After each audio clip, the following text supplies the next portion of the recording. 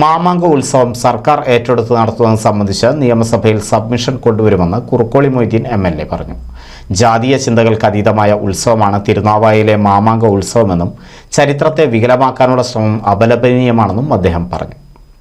നാടിന്റെ ചരിത്രവും സംസ്കാരവും വാണിജ്യവും നിറഞ്ഞു നിൽക്കുന്ന ഒരു നദീതട ഉത്സവം കൂടിയായിരുന്നു മാമാങ്ക ഉത്സവമെന്ന് കുറുക്കോളി മൊയ്തീൻ പറഞ്ഞു.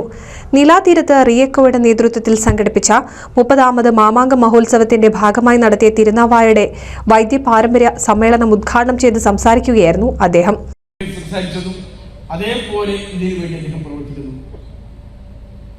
അതിനെ ആരെങ്കിലും തട്ടിക്കൊണ്ടുപോകാൻ ശ്രമിച്ചാൽ നമുക്ക് അതിനേക്കാൻ പറ്റും. അതനുസരിച്ചു ഇത് ഈ ഉത്സവവും ഈ സംഭവങ്ങളും ഈ ചരിത്രവും ഒക്കെ നാടിന്റെ പൊതു സ്വത്താണ്.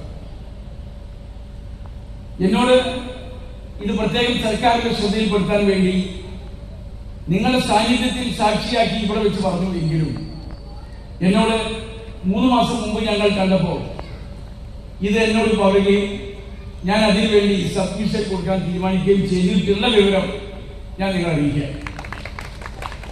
ഇന്നലെ നമ്മുടെ നിയമസഭാ സമ്മേളനം തുടങ്ങി.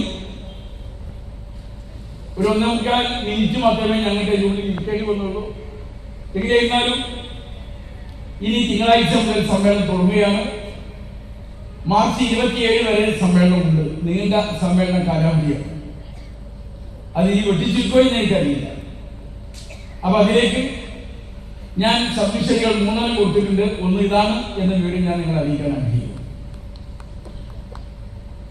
കഴിഞ്ഞ പ്രാവശ്യം ഈ പരിപാടിക്ക് വന്നപ്പോൾ അന്ന് ഹോളിൽ വെച്ച് നടത്തിയ പരിപാടിയിൽ നിങ്ങൾ ആവശ്യപ്പെട്ടതായിരുന്നു. അന്ന് ഞാൻ ഉമ്മറിനോട് പറഞ്ഞു, ഞാനിപ്പോ കാർഷിക മേഖലയിൽ നമ്മുടെ മണ്ഡലത്തിലെ ആശുപത്രികളുമായി ബന്ധപ്പെട്ടും റോഡുമായി ബന്ധപ്പെട്ടും വാട്ടർ അതോറിറ്റിയുമായി ബന്ധപ്പെട്ടുമുള്ള സബ്മിഷനുകൾ തയ്യാറാക്കി ഈ ഉത്സവം നാടൊത്തൊരുമിച്ച് വരും കാലങ്ങളിൽ നടത്തുമെന്ന് അദ്ദേഹം പറഞ്ഞു.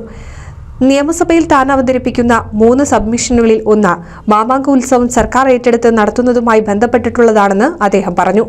MK സതീഷ് ബാബു അധ്യക്ഷനായി. പ്രാദേശിക ചരിത്രകാരൻ ഡോക്ടർ VP അനൂപ് മുഖ്യപ്രഭാഷണം നടത്തി.